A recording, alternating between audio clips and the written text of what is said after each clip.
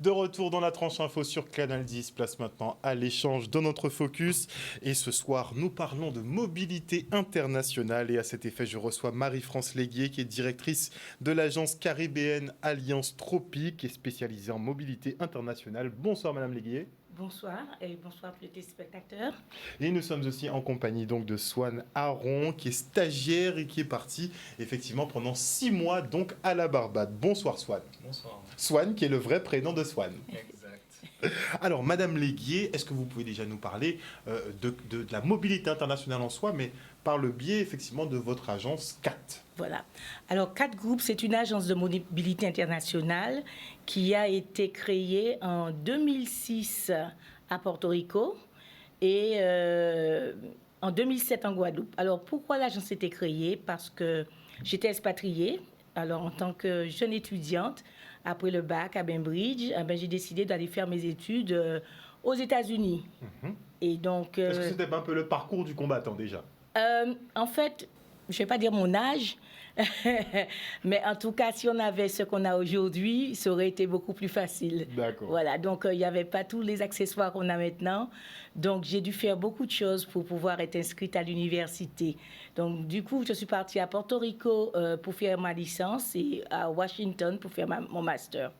Et donc, je suis restée au moins 22 ans expatriée, 25 ans expatriée, 5 ans à Porto Rico et le reste à Washington, D.C., la capitale des États-Unis. Donc quand même 22 ans. Voilà. Qu'est-ce qui vous a poussé à revenir Alors, j'ai retrouvé dernièrement ma lettre de motivation que j'avais donnée à mon entreprise quand j'étais ici, parce que j'ai fait une année sabbatique avant de partir pour leur dire que j'étais avec eux qu'un an et que je devais partir. Et cette lettre disait que j'avais toujours voulu partir pour aller connaître, pour revenir au pays et d'apporter ce que j'avais appris. Et je voulais surtout développer le commerce. Et mon but, c'était vraiment de faire le commerce dans les îles de la Caraïbe. Je ne savais pas quoi. J'ai dit qu'il fallait, j'étais poussée par ça pour faire le commerce dans les îles de la Caraïbe. Donc, je suis partie à Porto Rico, qui n'était pas mon premier choix. Et en fait, je tiens à dire le bonjour à un de vos ex-collègues, pas direct de Canal 10, mais un très grand animateur, en la personne de M. Maxo Séverin, qui m'a conseillé de partir à Porto Rico. Et il me dirait, de là, tu verras, tu seras contente. Donc, je suis partie à Porto Rico, ce qui m'a permis d'apprendre l'anglais et l'espagnol, et qui était un plus si j'étais partie directement aux États-Unis. Donc, du coup, j'ai fait mes études à Porto Rico. Après, je travaillais déjà, donc j'ai continué à Washington, D.C. Et là, j'ai travaillé. Et au moment, après le 11 septembre, on a revu un petit peu tout ce qu'on avait décidé depuis des années, c'est-à-dire le retour au pays, mais je n'étais pas tout à fait sûre, donc j'ai attendu quelques années encore. Et je suis retournée dans mon pays d'accueil qui était Porto Rico. De Washington, je suis partie à Porto Rico. Et j'ai rencontré des amis de l'époque quand j'étais étudiante. Et ils m'ont dit, eh bien Marie-France, on montait une structure pour faire des échanges avec la Caraïbe et tout ça. Et c'est de là que nous avons créé 4 groupes à Porto Rico. Et nous avons commencé à faire des choses sur Porto Rico. Et après, ils m'ont dit, puisque c'est deux, mais Marie-France, pourquoi on ne ferait pas avec la Guadeloupe pour que les Guadeloupéens viennent? Et c'est comme ça que j'ai commencé qu'avec Porto Rico, à faire des échanges, des stages en entreprise. Et par la suite, bien sûr, j'ai commencé à développer les stages dans la Caraïbe. Alors, au début, je me rappelle mes premières étudiantes, dont l'une des candidates que vous aurez tout à l'heure. Elle est en ligne avec nous. Hein. Elle est déjà en ligne avec nous. Oui. Eh ben, c'est l'une de mes premières candidates. Donc Nelsia, une première candidate. Et elle est partie en stage. Après son stage, elle a dit non, c'est pas possible, il faut que je reste. Elle est retournée pour faire ses études. Et de ses études, bon, elle est restée à Porto Rico. Et c'est ma toute première. Et elle est toujours là. Alors, est-ce qu'on peut être en liaison? Est-ce qu'on peut la voir, Yann, justement, avec nous en plateau? Allô, oui, bonsoir, Nelsia. Bonsoir. Ah ben justement, donc, eh bien, Madame Léguier nous disait que tu étais la toute première à avoir participé à ce mode de mobilité internationale. Est-ce que tu peux nous raconter comment ça s'est passé pour toi? Je vais essayer de faire court parce que c'est quand même 14 ans d'expérience. Donc, j'ai commencé avec un BTS commerce international et donc j'étais requis de faire un stage à l'étranger. Et Madame Légué m'a convaincue de faire à Porto Rico. Elle m'a préparée pour l'entretien. Et honnêtement, la première expérience en entreprise a été formidable. C'était vraiment, tout était assez nouveau. Déjà avec la barrière de la langue, on essaie de se faire comprendre comme on peut. Et puis, tout aussi en gardant une bonne équipe de travail. Parce que quand même, on part en représentant la Guadeloupe. Donc, on essaie de faire du mieux qu'on peut et toujours de briller avec excellence. Et à la fin de mon BTS, j'ai décidé de reprendre encore le parcours universitaire, mais à Porto Rico. Et j'ai commencé avec un bachelor en administration des entreprises. J'ai continué avec un master en commerce international. Et j'ai terminé avec un autre master en ressources humaines. Donc après tout ça, je me suis lancée dans le monde du travail. J'ai eu la chance de pouvoir trouver du travail et avoir un peu plus d'expérience, toujours donner le maximum et puis montrer qu'on a les capacités. Et donc voilà, donc ça dure depuis 14 ans. Ah, quand même. Est-ce que tu penses effectivement revenir un jour ou bien tu feras ta vie carrément à Porto Rico? Je pense revenir peut-être dans quelques années, on ne sait jamais. Mais honnêtement, Porto Rico, c'est ma deuxième maison. Donc, mais qu'est-ce qu'il y a là-bas? Mais qu'est-ce qu'il y a là-bas? Puisque Madame Léguier nous disait qu'elle est passée, finalement, elle est restée aussi, elle est revenue. Ma deuxième patrie, Porto Rico, pour ne pas dire la première, ma deuxième patrie. C'est extraordinaire. Je me sens comme à la maison. Intéressant quand même. Oui, en fait... C'est vrai que tout est assez nouveau. Hein. Mais qu'est-ce qu'il y a la barrière de la langue. Mais justement... Ça n'empêche pas de rencontrer du monde. On aurait... Les Portoricains sont assez curieux. Donc... accueillants. C'est toujours un peu une surprise puisque on est noir, donc ils pensent qu'on est en fait afro-américain, mais quand on commence à parler espagnol avec un accent, donc ils se demandent encore plus, mais attends, mais tu viens d'où? Donc c'est de là qu'on profite, on explique, je viens de la Guadeloupe, Guadeloupe du Mexique, non, Guadeloupe de la Caraïbe. Mais est-ce qu'ils nous connaissent? Est-ce qu'effectivement, on sait qu'on est proches, mais est-ce qu'ils savent qui on est concrètement? Ils savent qu'il y a la Guadeloupe et la Martinique. Ils ont quelques notions. De la géographie, un petit peu. Marie-France. Oui, ils savent que la Guadeloupe et la Martinique sont deux îles de la Caraïbe, des petites Antilles, surtout des petites Antilles, parce qu'ils disent la isleta pequeña, c'est la isleta, voilà. Ils disent les petites îles là, et voilà, ils savent qu'on existe, mais ils ne savent pas vraiment tout, ni le statut. Et voilà, donc du coup, géographiquement, ils savent qu'on est dans les petites Antilles et qu'on est français. Et ils sont toujours étonnés et agréablement surpris. Et ils nous aiment beaucoup parce que... En fait, je ne sais pas s'ils nous aiment beaucoup, mais oui, c'est ça, je dirais bien ça. Parce que, en fait, mine de rien, que ce soit aux États-Unis ou à Porto Rico, je ne sais pas, Nelsia, si tu as la même chose sur Miami, mais dès qu'on dit qu'on est français, guadeloupéen, ça passe très, très, très bien. D'accord. Voilà. On est bien vu. Oui, oui. Donc Nelsia, tu confirmes, les Guadeloupéens sont bien vus? Je confirme. C'est toujours l'élément aussi de surprise. Ils posent toujours des questions. Alors, comment c'est là-bas? Alors, comment vous faites pour voyager? Ah ben, donc tu leur as expliqué qu'on a pas mal de difficultés à pouvoir voyager dans la Caraïbe. Si je suis arrivée jusqu'à Porto Rico, je pense que ça devrait aller. Est-ce que ça se simplifie avec les années, le transport aérien, puisque vous devez faire des navettes?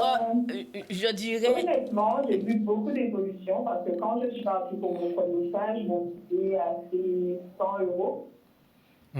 Et Allez, simple. pour... Aller-retour? Ah non, l'aller-retour. D'accord, 600. Et maintenant? À l'époque, c'était avec American Airlines. Et j'étais en Guadeloupe en août dernier et honnêtement, un aller-retour m'a fait pratiquement 800 €. Ah, inflation. Oui, donc, voilà. On voit quand même, il y a eu pas mal d'évolutions. Voilà. Marie-France. Alors, je suis un petit peu plus de la vieille. Je suis partie avec Air France la première fois. Non, je ne vais même pas dire parce que cette compagnie n'existe plus. C'était avec Eastern Airlines. Et les billets n'étaient vraiment pas chers. Après, j'ai fait Air France, American et Air Guadeloupe. Il y avait beaucoup plus de rotation. Beaucoup plus de rotation. C'était à l'époque où il y avait beaucoup d'Américains qui venaient en Guadeloupe. Donc, au niveau de la desserte aérienne, il y en avait beaucoup. Voilà, actuellement, il n'y a pas de possibilité d'aller à Porto Rico. Si on ne fait pas 10 000 correspondances, c'est Pointe-à-Pitre, Miami et Miami-Porto Rico. On pouvait faire du direct il y a quelques années. Voilà. Donc ça se complique un peu, Oui, ça se complique alors un peu. qu'on parle d'échanges, justement. Voilà, voilà. Mais je doit... pense que ça reviendra. On a surtout eu la nouvelle Air Antique, c'est lui qui assurait les rotations. Et maintenant, comme ils sont plus là, donc c'est un peu difficile de retourner sur Porto Rico en direct. Et il y avait la LIAT aussi qui allait, mais la LIAT aussi n'est plus là, donc c'est un peu difficile d'aller sur Porto Rico. Mais je pense que les collectivités et services publics travaillent sur le problème et je pense que ça va se résoudre. Oui, il y a une solution qui est en train solution de mijoter là, parce que là. bon, Voilà. ne serait-ce que pour Saint-Martin, il faut pouvoir assurer. Voilà. Il faut pouvoir Donc assurer. nous, dans le cadre de la mobilité, sans vouloir te couper, nous avons aussi Swan qui est parti à la Barbade. Et lui, il a de belles choses aussi à dire. Alors, retour d'expérience. Déjà, pourquoi voulais-tu partir à la Barbade? Eh bien, en fait, pour mes études, je suis parti en France dans une école de commerce. Donc, je me suis spécialisé en finance d'entreprise. Et dans le cursus, on demande d'avoir une expérience à l'international. Donc, j'ai cherché, moi, à trouver un stage à l'étranger. Et c'est dans le cadre de cette recherche de stage que je suis tombé sur 4 groupes. Donc, pour la petite histoire, c'est ma mamie qui va faire des cours d'aquagym, du aquabike, et elle a discuté avec une amie à elle. Comme quoi les mamies, c'est incroyable. C'est exactement, elles aident toujours. Donc du coup, elle a discuté avec cette amie qui lui a donné un retour de son fils qui était parti en stage et qui était passé par 4 groupes et que ça s'est bien passé. Donc du coup, je suis entré en contact avec 4 groupes et Marie-France. Et donc c'est comme ça que je suis parti à la Barbade. Alors pour le coup, j'avais fait un retour de mon expérience. Donc ça s'est très bien passé. Donc 6 mois là-bas 6 mois là-bas. Donc 4 groupes m'a permis de trouver le stage, m'a aidé dans la recherche de financement. Ils m'ont aussi trouvé la famille d'accueil pour que je puisse arriver en fait dans les meilleures conditions. Donc c'était vraiment une très bonne expérience. Donc ça m'a apporté sur le plan professionnel dans le cadre de mon master en finance d'entreprise, mais aussi sur le plan personnel. J'ai découvert la Barbade où j'étais jamais allé. Donc il y avait sur le carnaval de la Barbade que j'ai pu expérimenter. C'était une bonne expérience. On imagine. Ah ben ça c'est clair. J'ai aussi la culture en fait, parce qu'ils sont caribéens, donc il y a une base commune, mais il y a plusieurs différences aussi notables, parce qu'ils ont un côté un peu plus anglophone au niveau de la nourriture, au niveau de la manière dont ils conceptionnent les choses. Et même sur la manière dont ils voient le monde. Carrément. Comment ils voient le monde, c'est ça. Ce qui est, je trouve, très intéressant, c'est que c'est une petite île qui doit faire à peu près la tête de la Grande Terre. Ils sont indépendants, ils ont une manière de penser qui est comment, entre guillemets, ils voient la Barbade dans le monde entier, pas simplement dans la Caraïbe, dans le monde entier. Donc ils ont développé beaucoup de relations avec les autres pays de CARICOM, qui est une espèce de regroupement de plusieurs îles anglophones de la Caraïbe. Et donc du coup, je trouvais ça assez nourrissant comme expérience. J'ai pu faire aussi pas mal de belles rencontres que je ne pensais pas, notamment par exemple l'ambassadrice de Cuba que je ne m'attendais pas à voir. Donc il y a plusieurs expériences comme ça qui sont intéressantes. Aucun regret? Aucun regret. Et j'encourage même les gens qui hésitent à partir, parce que ça peut faire un peu peur aussi de quitter son confort, ses habitudes. Et je trouve que c'est vraiment une bonne expérience, parce que ça permet d'avoir une autre vision sur le monde, que ce soit du point de vue économique, la manière de vivre, la manière d'appréhender, sa vie par rapport aux autres, même sur le plan professionnel, pour avoir une vision un peu différente et savoir comment les autres font, prendre l'expérience et la ramener après en Guadeloupe, puisque c'est aussi ça l'objectif. C'est prendre ce qu'on peut trouver chez les autres pays, chez les autres personnes, et le ramener chez nous pour pouvoir... éventuellement le modifier, mais l'adapter, C'est ça, s'ouvrir au monde, c'est un peu piocher partout. Exactement. Et arriver à adapter les bonnes idées, effectivement, en local. Donc la mobilité, tu n'avais pas d'idée de Barbade à la base, finalement tu t'es retrouvé là-bas pendant 6 mois, ça s'est bien passé. Exactement. Donc on imagine que tu voudrais peut-être renouveler ce type d'expérience. Tout à fait, tout à fait. Alors déjà, je pense que je retournerai à la Barbade, parce que j'ai gardé des contacts avec des En gens. fait, c'est ça, en fait. Non. Tu les envoies, ils restent pendant 6 mois, et Non, après, ils non, ont non. J'ai eu beaucoup de retours, de 2 fois le retour. J'ai ceux qui étaient en licence, excuse-moi, qui étaient en licence et qui sont venus me voir en licence. Et ils sont partis en master après, ils avaient un autre stage, ils sont revenus me voir en master. Et après, ils m'ont dit, bon, mais finalement, on veut partir à l'international pour continuer. Et il y a 1 ou 2 d'entre eux qui ont fait des PVT. Et je ne sais pas si vous connaissez. PVT? Permis vacances travail. Ce sont des pays qui se sont mis en accord avec la France. Ils sont à peu près entre 12-15 pays et on peut récupérer des visas pour travailler pendant 1 an très rapidement. D'accord. Mais il faut avoir moins de 35 ans. D'accord. Donc, ils partent en PVT pour 1 an, mais ce sont des pays comme... il y a au moins 4 ou 5 pays en Amérique latine. Il y a l'Australie, la Nouvelle-Zélande, le Canada et d'autres pays, le Japon, je crois la Chine. On parle très peu de ce dispositif. Ben, il faut être professionnel de la mobilité internationale pour connaître tout ça. Voilà. Et bien, nous sommes là pour ça, en fait. Nous sommes là pour orienter la personne. La personne veut partir, le candidat veut partir, mais il ne sait pas comment faire. Il a un projet, il veut partir. Moi, 4 groupes, on a les solutions. Alors, c'est vrai qu'on se basait assez souvent avec les jeunes étudiants qui étaient en BTS, comme Nelsia. Nelsia était à Petit-Bourg, au lycée de Petit-Bourg. D'ailleurs, on a commencé avec le lycée de Petit-Bourg, qui était notre premier lycée à l'époque. Je crois que c'est M. Dacounia qui était proviseur.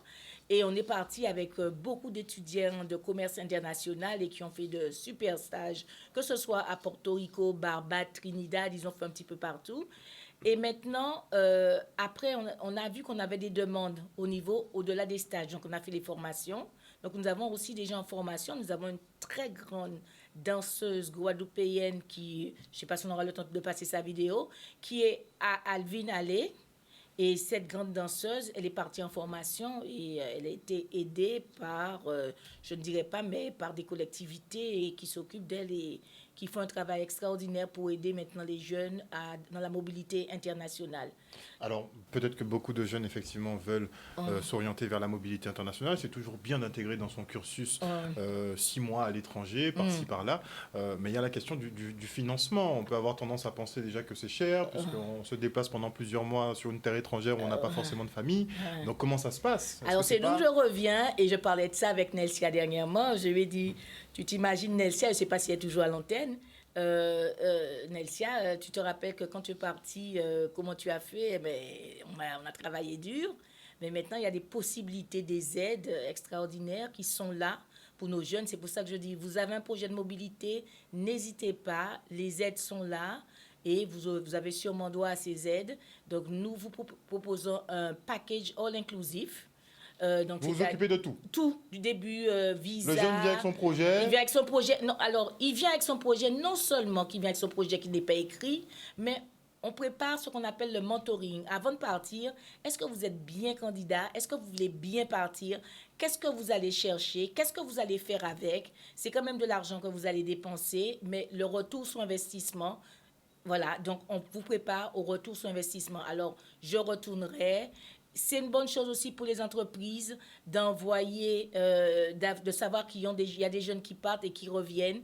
Et j'appelle d'ailleurs les entreprises, les TPE, toutes les entreprises, s'ils veulent aussi un retour avec des candidats pour 1 mois, 2 mois, pour aller prendre des connaissances et revenir, c'est une très bonne chose aussi pour l'entreprise. Alors maintenant, nous avons un nouveau focus qui est celui de tout le monde.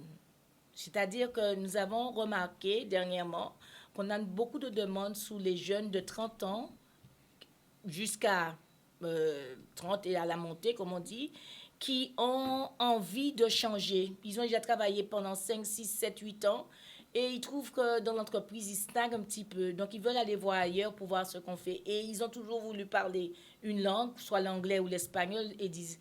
Bon, mais moi, j'ai toujours voulu faire, moi, je sais être cordonnier, mais je voudrais être cordonnier en parlant anglais. Donc, on dit, écoute, on te propose un stage dans le cadre de séjour linguistique entreprendre. Ça s'appelle séjour linguistique entreprendre. Tu pars 1 ou 2 mois, et pendant ces 1 ou 2 mois, tu vas faire un stage, mais dans une entreprise. Ce qui te permettra à toi de ne pas être dans le bureau à l'école et d'attendre, on te dit voilà, pour faire ça, il faut faire ça, il faut faire ça. Non, tu seras avec l'entreprise, un apprenti, on va t'apprendre dans la langue, tu vas apprendre les mots, tu vas arrêter d'apprendre les verbes irréguliers à la répète comme ça, et tu vas apprendre beaucoup plus vite. En plus, tu seras entouré de collègues, et avec les collègues, tu pourras préparer tes soirées ou tes week-ends, donc ça te fera connaître l'île, ses us et ses coutumes. Et ça s'appelle séjour linguistique entreprendre. Voilà. Séjour linguistique entreprendre. Voilà. En tout cas, si on veut effectivement donc bénéficier de cette mobilité internationale, on s'adresse au groupe 4. Comment on vous trouve? Comment on vous contacte? Alors, le numéro, c'est le 05 90 28 29 64. Et l'adresse email, c'est contact @ 4-6 groupe sans e group.fr. Voilà. Donc le groupe 4 qui s'occupe de votre mobilité internationale, donc de A à Z, vous préparez effectivement donc les jeunes à leur départ, vous leur trouvez un stage, vous préparez leur accueil sur place, et vous vous assurez aussi un suivi de ces jeunes, ce qui est particulièrement intéressant. La dernière chose que je voulais dire, nous avons un réseau de correspondants qui travaillent pour nous à l'étranger. Alors ça, c'est ce qui met la cerise sous le gâteau, c'est-à-dire que dans chaque île de la Caraïbe, nous avons un correspondant, et ce correspondant, c'est lui qui va recevoir, accueillir et aider durant le séjour du candidat. Voilà, c'est ça le plus de 4, c'est que dans chaque île de la Caraïbe, nous avons un réseau de correspondants. Voilà. Très bien. En tout cas, merci beaucoup Marie-France Léguier, je le rappelle, directrice de l'agence caribéenne Alliance Tropique spécialisée en mobilité internationale, d'être venue sur ce plateau ce soir. Et je propose aux téléspectateurs qu'on se quitte effectivement avec une de vos stagiaires. Qui est-elle donc? Je crois que c'est Solène. Voilà, Solène. Elle est en formation à New York dans les studios de Alvin Ailey. Merci. Grand studio. Voilà, merci à vous. Bonsoir, c'est Solène Etienne en direct de New York, d'où je poursuis ma formation professionnelle de danseuse à The Ailey School, Alvin Ailey School. J'ai rejoint l'école en 2021 et cette année, 2023-2024, je vais obtenir mon diplôme. L'école m'a beaucoup appris, m'a permis d'évoluer, j'ai eu des opportunités vraiment incroyables de toujours interagir avec des gens connus du milieu, des gens qui ont déjà eu leur carrière, des gens qui sont actuellement en train de danser. J'ai eu le grand honneur de faire partie d'un programme de mentorship. Je fais aussi partie de l'ESPG, Ailey Student Performance Group, et on apprend le répertoire, les chorégraphies créées par Alvin lui-même, et on en prend soin, on l'étudie afin de danser devant des jeunes afin de les aspirer. Pour pouvoir partir, il a fallu réunir pas mal de sous et aussi bien se préparer. C'est pour ça que j'ai fait appel à 4 groupes. Je connaissais une jeune fille qui était intéressée, qui était elle-même en train d'essayer de partir pour vivre à New York, et ma maman, par le contact de ses parents, a eu la chance d'entendre parler du 4 groupes, et cette agence mobilité m'a vraiment aidé à partir, à réunir les documents, à faire les procédures pour quitter la Guadeloupe et accomplir mon rêve à New York. Donc pour moi, c'est vraiment quelque chose d'incroyable qu'ils font pour les jeunes, sachant que c'est très difficile de partir, surtout quand on est seul et qu'on est très très jeune, et il faut faire face à un tout nouveau décor et il faut être prêt. Donc c'est pour ça que je fais confiance à 4 groupes. De retour dans le Focus, je reçois maintenant Rudy Rodanet, représentant Alliance Police Nationale Guadeloupe et Île du Nord. Il est en compagnie de Berthé Louisy, représentant Alliance Police Nationale pour la Martinique. Bonsoir messieurs. Bonsoir. Vous êtes donc le syndicat majoritaire au sein de la police en France depuis 1 an maintenant. J'aimerais bien qu'on dresse un petit bilan un peu sur l'année écoulée et sur vos activités. Je vais d'abord me tourner vers monsieur Rodanet. On va parler d'abord toujours d'actualité, puisque cette semaine, on a un début de semaine très chargé, avec notamment un jeune homme qu'on a retrouvé égorgé à Petit-Bourg, une jeune femme qu'on a retrouvée calcinée dans son véhicule. On a depuis le début de l'année, beaucoup d'attaques à main armée, d'homicides effectivement par arme à feu. On constate qu'il y a une réelle montée de la violence. Est-ce que vous arrivez à faire face ou bien est-ce que vous êtes littéralement submergé par cette vague de violence et de crimes? Alors, oui, je vais vous dire que cela fait déjà pas mal de temps qu'on alerte les autorités sur la montée de la délinquance en Guadeloupe.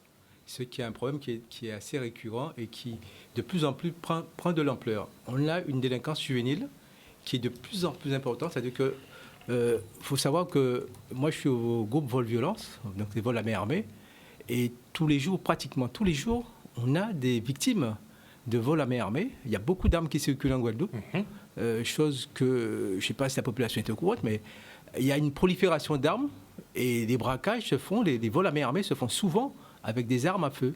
Donc on se questionne. La Guadeloupe n'est pas fabricante d'armes, n'est-ce pas? Effectivement. Pour s'en procurer sur le circuit légal, c'est très compliqué. En France, on n'est pas un pays où on commercialise des armes. On ne produit pas d'armes non plus. On ne produit pas d'armes d'ailleurs. Donc d'où sortent toutes ces armes? On a eu des explications du parquet à un moment donné, qui transitaient par les îles. Mais comment elles arrivent à être déversées ici en Guadeloupe? Alors ça fait longtemps qu'on interpelle l'administration et la haute autorité au niveau police et au niveau tout ce qui est maintien de l'ordre en Guadeloupe pour leur dire qu'il y a de plus en plus d'armes qui rentrent en Guadeloupe et par différents biais. C'est-à-dire que déjà, on a, alors au-delà des îles en voisinage où on sait qu'il y a une problématique de bateaux, les bateaux qui arrivent sous les côtes la nuit avec stupéfiants, avec des armes aussi qui arrivent, mais il y a aussi dorénavant Internet maintenant. Vous avez également des armes qui rentrent maintenant par pièces détachées par la poste.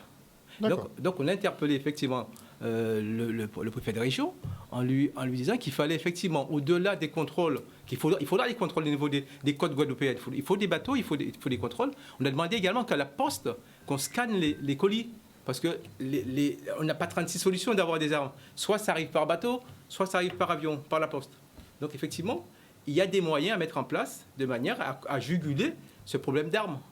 Donc c'est sûr qu'on demande, nous à Alliance, on demande qu'il y ait plus de contrôle au niveau de la poste, au niveau des entrées de tout ce qui est colis, et aussi au niveau des entrées par bateau.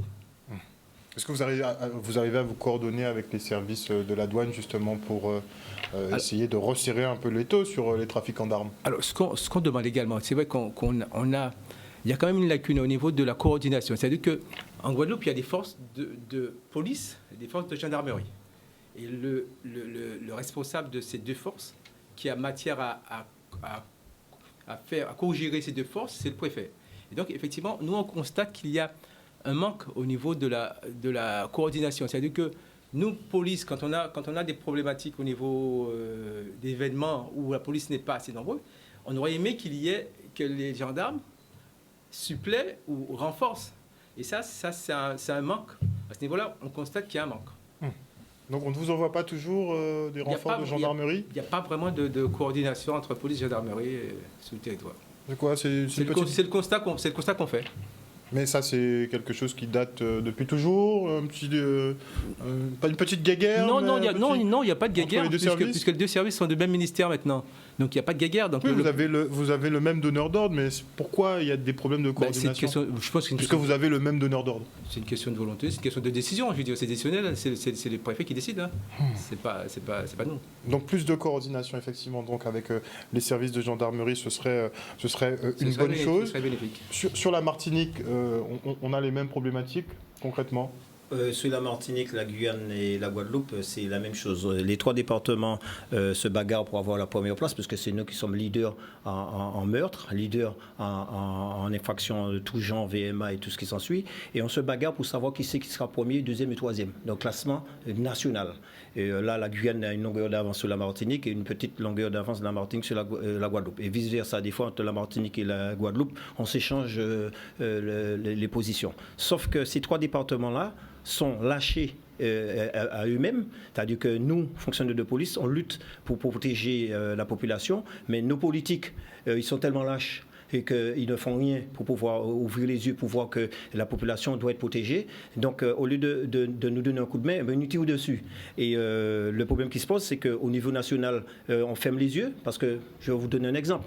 Dès qu'il y a un tué, un mort en métropole, ça passe à la télé, ça passe sur TF1, ça passe sur Canal, tout ce qui est chaîne d'info. Sauf que nos tués ici n'ont pas de valeur pour la métropole, parce qu'ils ne passent pas là-bas. On ne dit pas aux gens qu'il y a des tués ici en pagaille. On ne dit pas aux gens qu'il y a des VMA. On ne dit pas aux gens qu'il y a des tentatives de meurtre. Par année, dans les petits départements, c'est 50 à 60 tentatives d'homicide qu'il y a dans ces départements-là. Et personne ne s'en émeut en France. Donc on nous laisse à nous-mêmes, livrés à nous-mêmes. Mais de temps en temps, quand même, quand ça peut faire la une, ils prennent quand même les homicides quand même très violents. Pour en faire un petit peu la promotion. C'est parce que des fois, parce qu'il y a quelqu'un qui a appelé CNews ou bien pour dire, bon voilà, il y a un truc qui se passe en Martinique, vous ne le voyez pas. Le problème, c'est qu'on veut cacher ça à la population. Donc il y a des personnes qui pensent qu'il faut cacher ça, donc peut-être que les touristes ils vont venir, peut-être aussi tout le monde va dire qu'il y a un bien vivre aux Antilles, on va venir s'installer définitivement, parce que là-bas, il n'y a pas de délinquance. Sauf que c'est faux, c'est nous qui en avons plus, on a plus de délinquants. Si vous emmenez, par exemple, la Guadeloupe ou la Martinique, vous emmenez le nombre de tués à l'échelle de Marseille, qui est hyper renforcé. À chaque fois qu'il y a un meurtre, on envoie 200 policiers. Alors, si vous emmenez ça à l'échelle de Marseille, c'est pas 25 tués ou 30 tués, c'est 250 à 300 tués, si vous les ramenez aux proportions de la population. Alors dites-moi, nos jeunes, ce ne sont pas des morts à considérer? La délinquance ici n'est pas à considérer? Est-ce que l'État français pense que nous, on existe? Est-ce que ceux qui dirigent les départements d'outre-mer sont conscients que la première des choses, avant de parler justement de primes, de parler de salaire, est-ce que ce n'est pas la sécurité qu'il faut donner aux citoyens d'abord, qu'ils puissent bien vivre? Eh bien non. Eh bien, je pense qu'on est dans une guerre. C'est eux qui sont dans les guerres, les politiques. C'est eux qui sont dans les guerres entre eux. Vous dites qu'ils ne vous aident pas, justement, non, jamais. Ils vous tirent dans le dos. Donnez-moi le nom d'un politique en Guadeloupe, parce que moi, je vous dis en Martinique, c'est zéro. À part peut-être Mme Conconne qui essaie de temps en temps parler de la police. Donnez-moi le nom d'un politique en Guadeloupe qui parle de la police. J'attends. Je ne vais pas m'avancer dessus. Ben voilà, c'est parce qu'il n'y en a pas. Alors, aucun politique ne prend la responsabilité de dire que ça ne va pas. Il faut faire une table ronde pour savoir comment on fait. Effectivement, il y a des politiques, mais c'est toujours le même parti. C'est le Rassemblement national qui, effectivement, prend le parti des policiers pour dire qu'il manque des moyens, qui dit que la délinquance, effectivement, n'est pas maîtrisée aux Antilles. Ça reste toujours le Rassemblement national. Après, sur les autres partis, est-ce que c'est un domaine privilégié pour ces gens-là?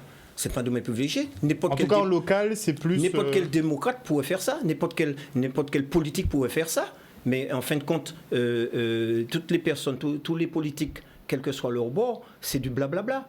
Mais derrière, après, on nous fait des lois on donne des pouvoirs aux associations, on donne le pouvoir aux enfants, on enlève le pouvoir aux policiers, on enlève le pouvoir sur les instituteurs. Les juges eux-mêmes décident de faire à leur tête, chaque tribunal juge en âme et conscience d'une façon.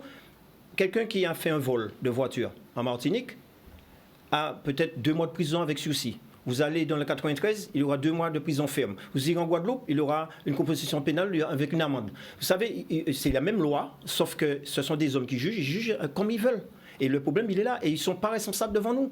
Ils jugent au nom du peuple français. Ils font ce qu'ils veulent. Et quand ils font une bavure, ils ne sont pas punis, ces gens-là. Mais nous, par contre, dès qu'on fait un petit truc de travers, on est puni par la justice et on est puni par nos pères policiers même. Et quand le ministre n'anticipe pas pour nous punir juste avant tout. Bon, après, ça, c'est un des ressentis d'une partie de la police. Non, c'est une réalité. Oui, mais du point de vue de la population, par exemple, nous, on a eu, par exemple, bon, après, vous me direz, police, gendarmerie, c'est pas tout à fait pareil. Bon, on a plus souvent de problèmes avec la gendarmerie, c'est vrai que ça ressort plus.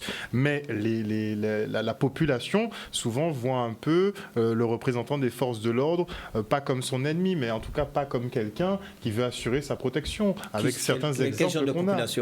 La population qui est saine, la population qui respecte les lois, la population qui se lève le matin très tôt pour aller travailler, pour essayer d'emmener de l'argent à la maison pour pouvoir manger. Vous pensez que cette population n'aime pas sa police? Vous pensez que cette population ne veut pas voir la police? Ce n'est pas cette population qui se met à travers. Ce sont ceux que nous gênons.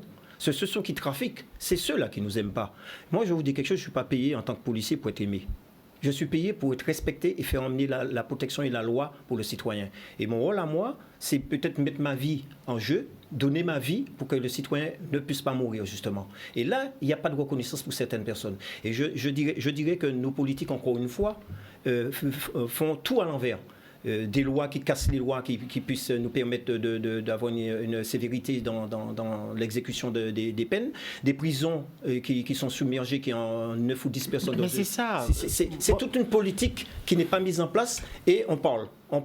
Et en plus on dit c'est la faute des policiers. C'est pas la faute des policiers, c'est pas la faute des gendarmes, c'est même pas la faute des magistrats, bien que moi je mets en doute certaines décisions, mais le problème qui se pose, c'est qu'il y a une politique qui n'est pas faite, qui n'est pas à la hauteur justement d'attente de la population. Je dis pas qu'il faut mettre tout le monde en prison, je dis pas qu'il faut incarcérer tout le monde, mais je dis que ceux qui le méritent vraiment, il faut qu'ils y aillent un peu. Alors la victime n'est pas réparée. La plupart des fois, parce que le délinquant, il court le temps qu'on l'attrape. Ensuite, quand on l'attrape, on lui dit, mais comme qu'est-ce que tu as fait ça encore, c'est toi encore une fois, pourquoi tu as fait ça? Et qu'on t'avait dit de ne pas refaire. La personne est déjà en souci, on redonne du souci. Est-ce que vous pensez que cette personne qui a été blessée, qui a eu un problème, est-ce que vous pensez que cette personne va avoir confiance en la justice? Mais le problème qui se pose, c'est que justement, personne ne veut ouvrir les yeux sur ça pour dire, attention, faisons une politique réelle. Mettons à plat tout. Il n'y a pas assez de places de prison. Créons une prison. Ne mélangeons pas les jeunes délinquants avec les aguerris en délinquance. Parce que vous allez faire des super délinquants derrière.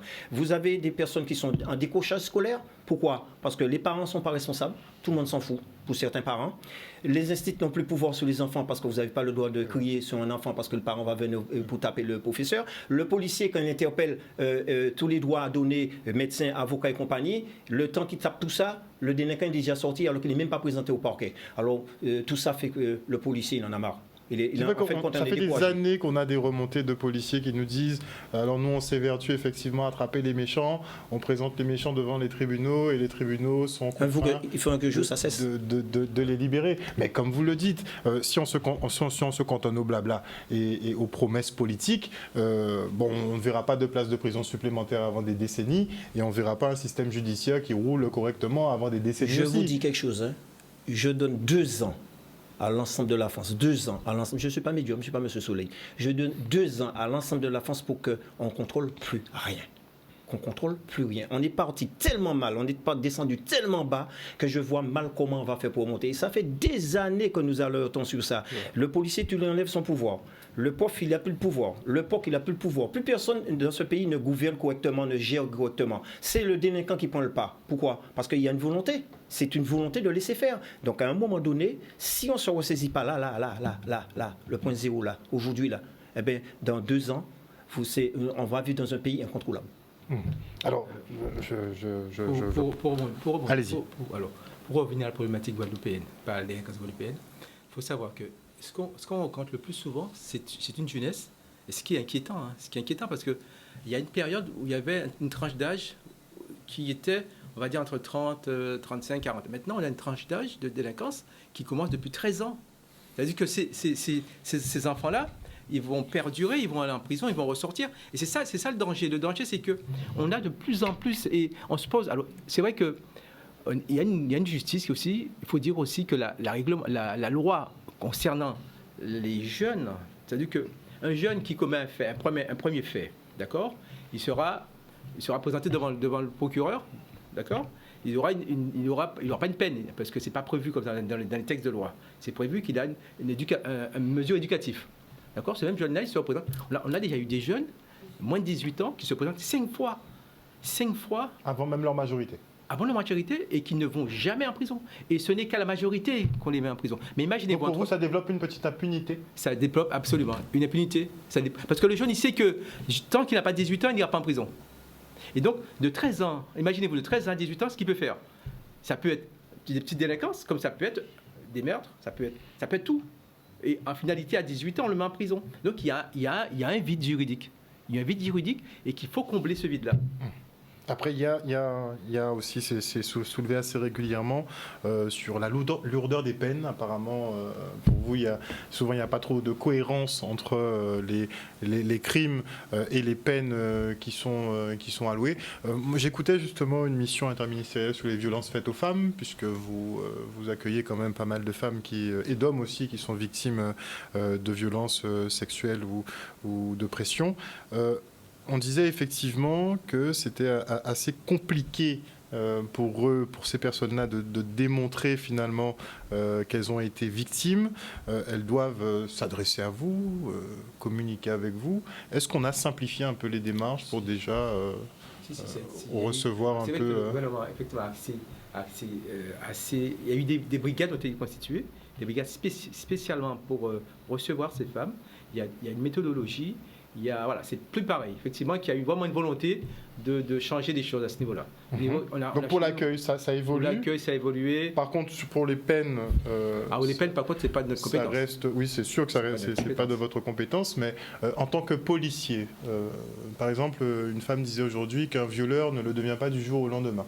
Vous qui êtes en mesure d'interpeller parfois ces personnes et consorts, est-ce que vous pensez que des peines, par exemple, pour un viol, une peine de 5 ans, souvent qui n'est pas appliquée en totalité, en général on a du 2 ans, 3 ans ferme, est-ce que vous pensez qu'une peine de 5 ans pour viol, ce serait dissuasif donc, pour les violeurs que vous croisez? Il serait peut-être déjà bon que si le violeur encourt 5 ans, qu'il fasse ses 5 ans. Donc déjà, il y a déjà ça. Et ensuite, il y a viol et viol. Ça dépend ce que vous appelez viol. Vous avez viol. Il y a le viol simple, donc sans il y a le viol entre époux. Hein, c'est un viol quand même. Et quand la femme a dit non, c'est non. Hein. Mais il y a viol. Et puis il y a viol avec acte de barbarie. Il y a viol avec violence. Et chaque cas a des peines. C'est pas les mêmes. Et ce qui est le plus important, c'est que lorsqu'on a décidé de punir, de sévir, il faudrait peut-être qu'on aille jusqu'au bout, mais avec une obligation de soins. Et la plupart des fois, le mec il ressort et puis il recommence. Parce qu'on n'a pas le temps, on n'a pas l'infrastructure, il n'y a rien qui est fait pour pouvoir aider. Je dis déjà, il faut incarcérer les gens, certes, mais il faut peut-être les aider à revenir dans la population. C'est vrai, c'est bien de parler de l'incarcération, effectivement, parce qu'il faut payer sa dette, mais après, pour... Il ne faut pas les relâcher comme ça, il faut peut-être les suivre et aussi les aider à s'insérer dans la population à nouveau, parce que quand tu sors à payer, t'es neuf, hein, c'est comme un véhicule qu'on a refait à neuf, sauf qu'il aura peut-être ses vices cachés. Et ces vices cachés-là, c'est justement à l'État d'aider à ne pas le laisser retomber dans ses travers. Mais rien n'est fait pour accompagner les gens qui sortent de prison. Et le peu qui est fait est mal fait. Et avec qui, avec quels moyens et où parce qu'on parle, c'est la même chanson, on parle, on va faire, on parle, on va dire, on va faire, mais en fin de compte, rien n'est fait. Dans les textes, il y a des textes de loi qui sortent, rien n'est appliqué. Il y a des projets qui ont été financés dans la bouche, et puis quand on vient pour le faire, il n'y a pas de finance derrière. Rien n'a été voté pour justement le faire, alors qu'on a dit qu'on va le faire. Donc, on nous couillonne comme ça, au niveau national, ça se décline au niveau local, et on nous couillonne comme ça, en nous faisant croire des jolies choses, mais en fin de compte, la réalité est tout autre. Et la réalité, c'est vous et moi qui le subissons. Et moi, je suis prêt à donner ma vie pour que le peuple puisse vivre en paix. Mais en fin de compte, le policier, il n'est pas respecté. Si je fais une petite bêtise, comme je dis, je suis puni de partout.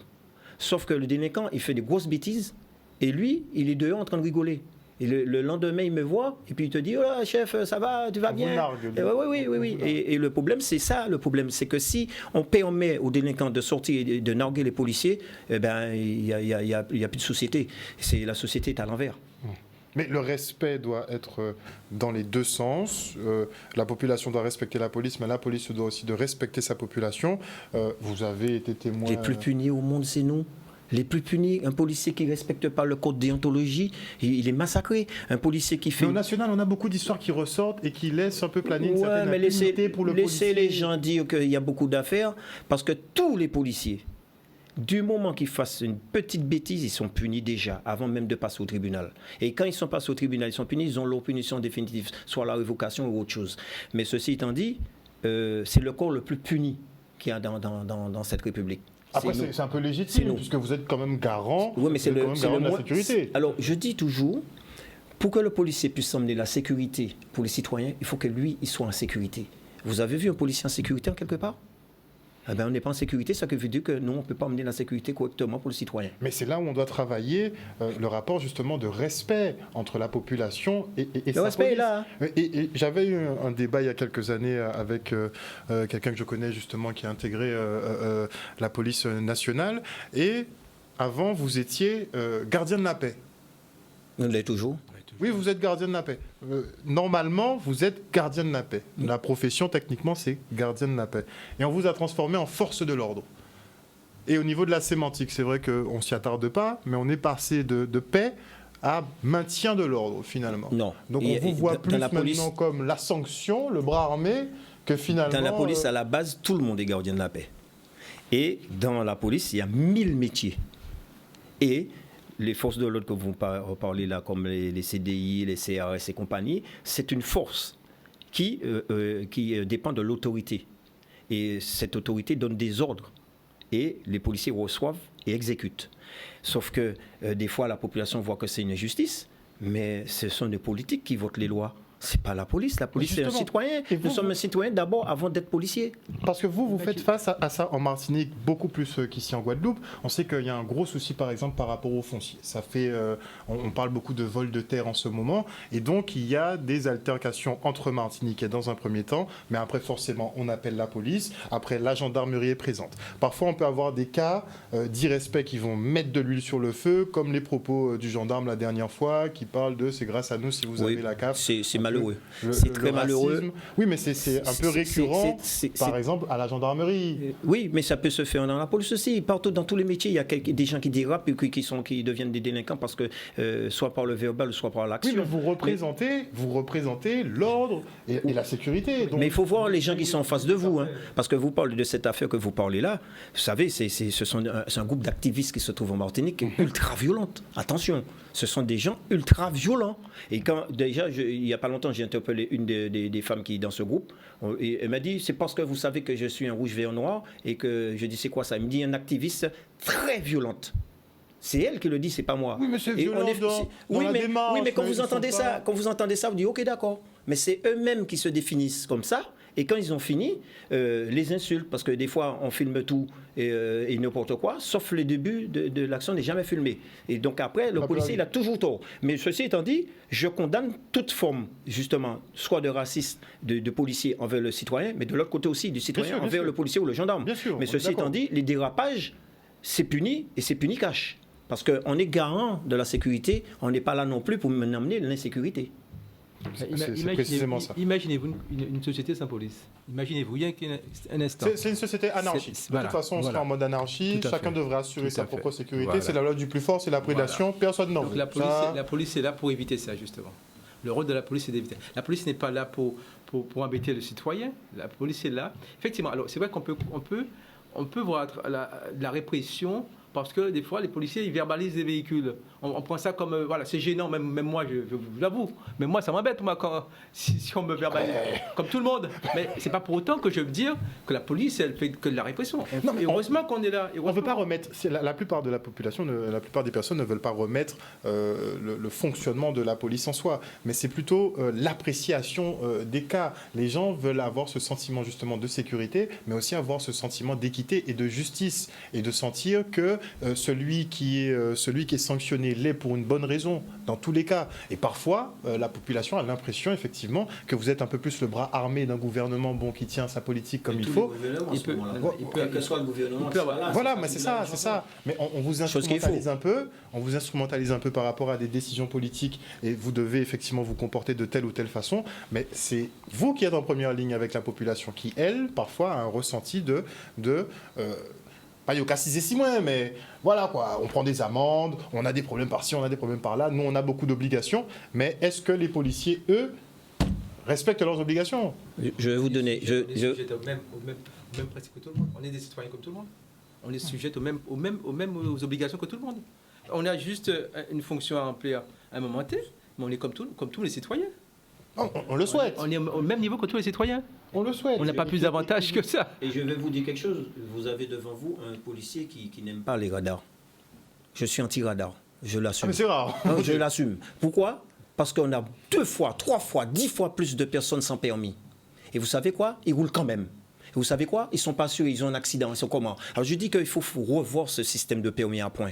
Les radars, c'est une bonne chose. Hein. Ce n'est pas les radars vraiment que j'ai compte, c'est l'histoire de permis à point par rapport au radar. Et qui fait perdre beaucoup de points. Et permis à point, nous sommes aux Antilles, il n'y a pas de transport, tout le monde va conduire. Et là, moi, je dis qu'il faut inventer un autre système. Je dirais, encore une fois, on va me dire, oui, l'exception quand il y est, l'exception ceci et cela. Mais oui, Mais donnez-nous des transports dignes de ce nom, donc on aura moins de radars et plus de personnes qui auront le permis. Mais là, il n'y a pas l'infrastructure, on nous prend les points qui se trouvent sur le permis. Et comment voulez-vous que moi, policier qui arrive derrière, dans la nuit, dans la journée, on en fait 15, 20, un seul fonctionnaire de police? Imaginez-vous le nombre de personnes aux Antilles qui n'ont pas de permis, qui roulent quand même. Et ils sont dangereux parce qu'ils ne sont pas assurés, bien sûr. Et en plus de ça, ils sont récidifs. Vous les mettez où? Dans quelle prison? C'est le monde à l'envers. Donc, on fabrique des machines à sous pour nous piquer dessous, puisqu'il va falloir repasser le permis, il va falloir payer des amendes, etc. Ça rapporte de l'argent. Sauf qu'on fait des délinquants. On fabrique des délinquants. Et comme on pourrait élargir, aller sur la problématique de la violence chez la jeunesse, on dit que l'oisiveté, c'est la mère de tous les vices.